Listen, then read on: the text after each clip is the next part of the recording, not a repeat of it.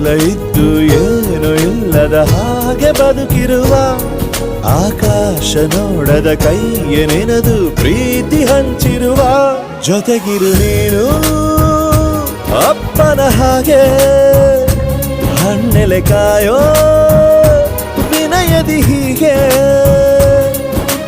ನಿನ್ನನು ಪಡೆದ ನಾವು ಪುನೀತ ಬಾಳು ನಗು ನಗುತ್ತಾ ಬೊಂಬೆ ಹೇಳುತ್ತೈತೆ ಮತ್ತೆ ಹೇಳುತ್ತೈತೆ ನೀನೇ ರಾಜಕುಮಾರ.